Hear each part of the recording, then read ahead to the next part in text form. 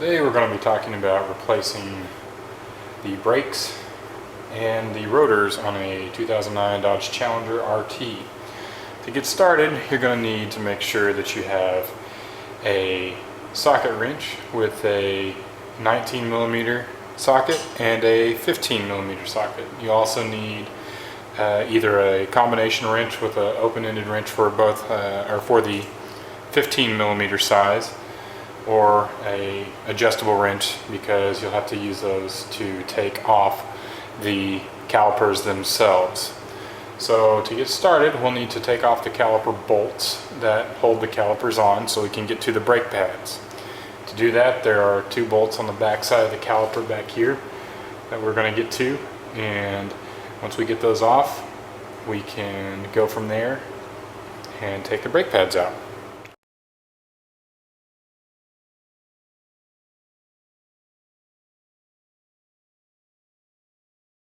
Two bolts back here you're going to need to take off using the wrench, an adjustable wrench, or a 15mm socket, or open-ended wrench, and then the socket. These are held on with blue Loctite, so it's going to take a little bit to get them off of there. It's going to take a little bit of muscle. Once you get them, just take them all the way out, and then the caliper should come right off. Once you get to where those bolts can come out by hand, just go ahead and unscrew them both. And then you don't want to let the calipers just hang there by themselves with the brake line attached. So they should come right off, just like so. What I like to do is put a piece of wire or twine or something, twist it around a little bit, make it a hang spot for it, and that way you're not hanging it by just itself, just by the brake fluid line, because if you do that, then you could pull it off and that would be no good. So take it off. Alright, now you're ready to take the caliper housing and brake pads off. So to do that, there are two other bigger bolts on the back side here that you'll need to use your 19mm socket wrench for. So those are in there pretty good too, and you're really going to have to crank on it to get them to come out.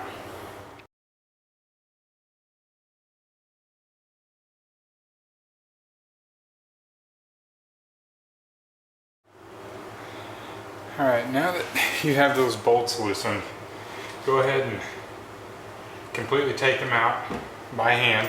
It should be easy enough. Just take them out, and then your entire caliper housing should come. You'll have to squeeze the brakes out a little bit, but they should come right off of there pretty easy. So as you can see, here's the caliper housing. Now to take out the brake pads, just pull them right on out of there and they'll come right out. Now I'd save these to the side because you'll use these to push the piston back down for the brake piston. And make sure you do not inhale any of this brake dust, as that is not good for you. So now the caliper housing is removed. Now that we have the caliper housing off, I like to use a lot of this brake clean parts cleaner to clean off all of the gunk that's been on there for a long time. What you'll do is you'll want to make sure that you spray down the housing, and you'll see that a lot of the stuff comes off of it when you spray it down.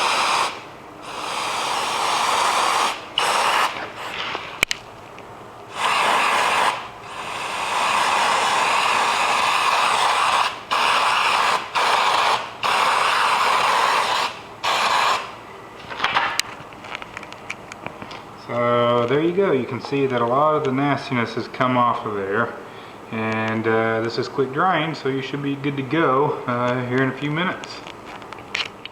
After you spray down your caliper housing, you want to go ahead and clean your new brake pads. You'd be surprised at how much oil and grease is already on these bad boys, so just go ahead and give them a little spray down with the same brake parts cleaner as well.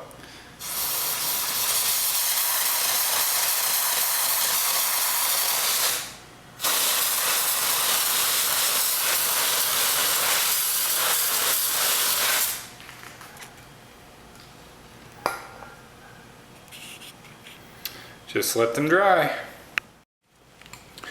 Now, before we take the rotor off and get it all ready to go, I like to put on some CRC disc brake quiet spray, because it has to dry for at least 10 minutes, and I want to do that now. So with the new brake pads, you want to make sure that you spray it on the steel backing side only. Do not spray this on the side where the pads actually meet the rotor. And what you want to do is shake her up and just put a nice coating on the back of each brake pad and let it dry for about 10 minutes.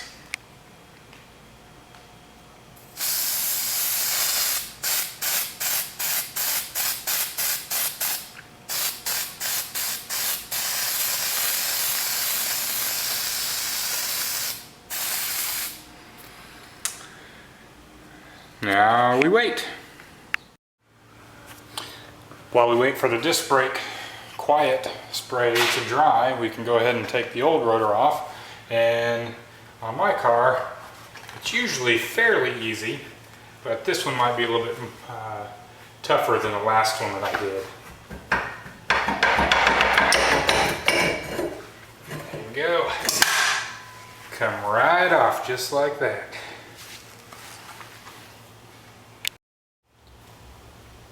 Now that we have the old brake rotor off, I want to go ahead and give her a nice spray clean down. So just make sure you put it on the slider, or the rotor slider here on the back, as well as clean off the hub as well. Just give it a nice little spray down, and make sure you don't inhale any of the dust that comes out whenever you spray this.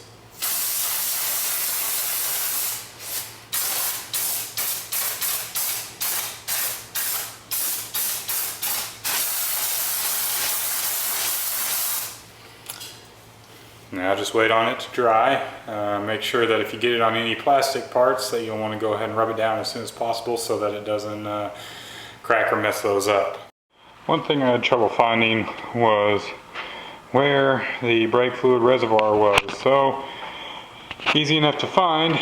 Come up to the right side, driver's side, just under the hood by your windshield wiper.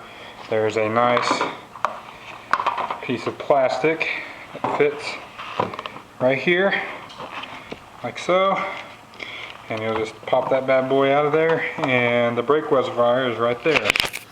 So you want to unscrew the cap here, and then I have a shop towel that I've ripped a hole out of the center so that I can put it down in here like so, so that the hole is right around the top of the fill for the reservoir, and that way if any brake fluid comes out when you're compressing the piston, it won't get all over your engine, it'll just get on your little towel there. So I told you to keep your old brakes, as you're going to use those to compress the caliper piston. So what you'll need is a C-clamp and your old brake pads. And just so I don't mess anything up, you want to put a brake pad on each side and then put the C-clamp, and then you're going to turn the C-clamp and tighten it up until it will not tighten anymore, until you hit the very end.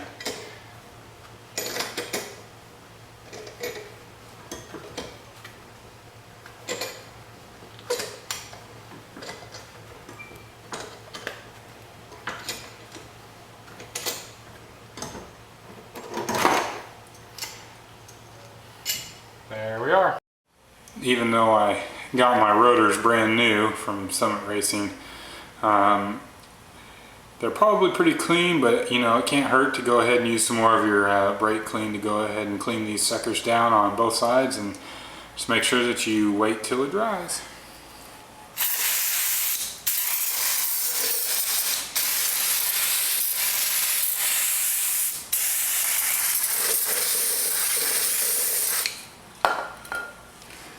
Flip her over. Spray the other side.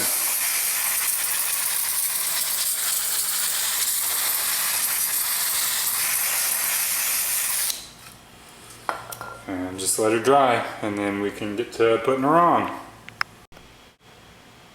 One thing I like to do to keep the rotors from sticking if I ever have to take them off again is use some brake and caliper grease. This allows it to not seize or rust or anything, and you'll put it right inside here in the bell housing, or as they call it, the rotor cap on the underside. So the side that is attached to the hub is where you'll put it, and I'll put it there as well as on part of the hub itself. That way that if it ever rusts or anything or tries to rust, it won't get stuck where you have to sledgehammer the rotor off of the hub.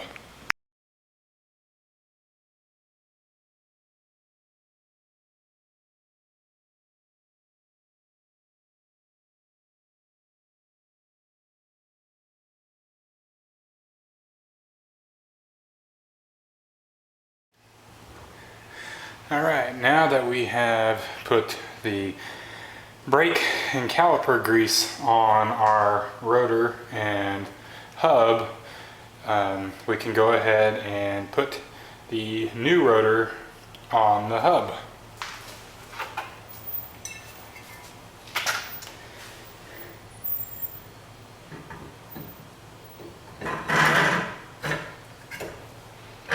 Slide her on until she's all the way on there, and then I like to use a couple of the lug nuts to hold her onto the hub itself. That way it won't slide or anything else when you're trying to use it. So I just usually put a couple on here just to hold it in place.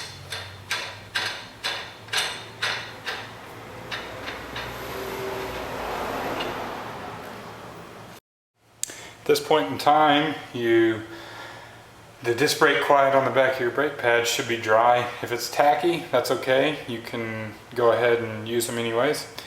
What you want to do is go ahead and put them in the caliper housing, or the brake pad housing, whatever you want to call it, right here, and just put it in such that it goes in here just like so, but just push it in.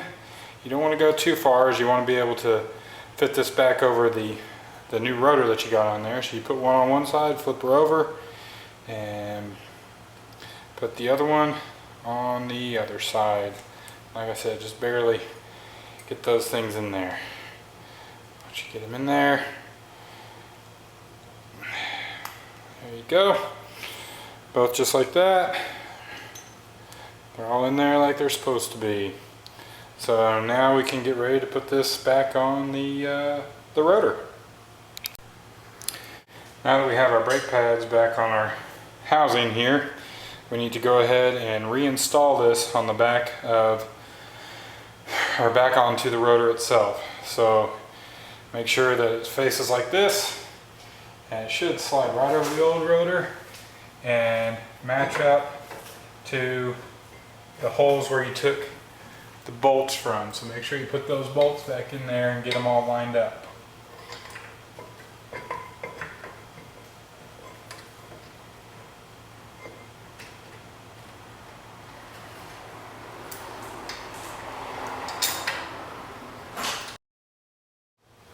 Now that we have our caliper housing back on there, our brake pad housing on there, we need to put the calipers back on.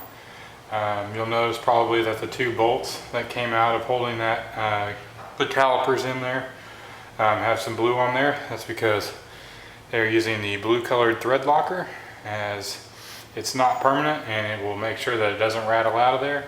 So go ahead and add a little bit on each of the two bolts before we go ahead and put those back in there. So just add a little bit on there on each one. And then now we can worry about putting the calipers back on. So to do that, we'll want to make sure that we pull them back out here. We can take off our little rigged up wire to get her loose. Set that out of the way. and we now have it completely compressed. So just make sure that you push the brake pads in all the way that they can go so that they make room for the calipers that they have here. Once they're in there, should fit right over it. You may have to push in each of the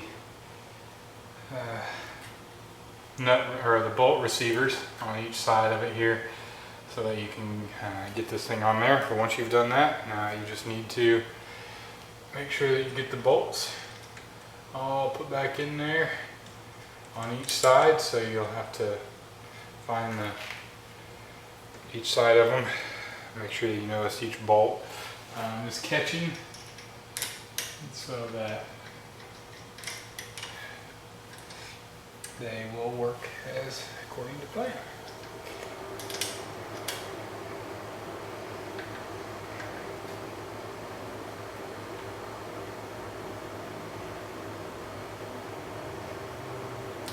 You have reattached the caliper.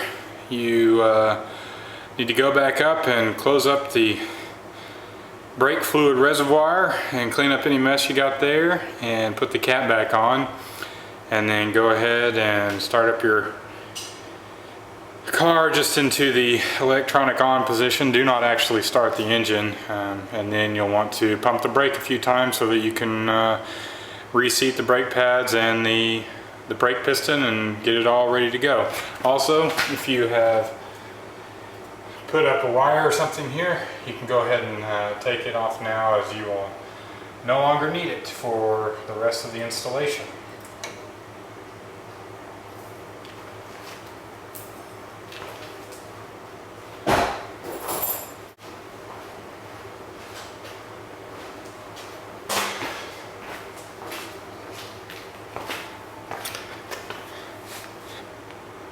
As you can see, it reset everything, so you should be good to go for putting on the tire and rim and taking her for a test drive. Now make sure that when you do take her for a test drive and for the first 300 to 400 miles, you take it easy on the brakes.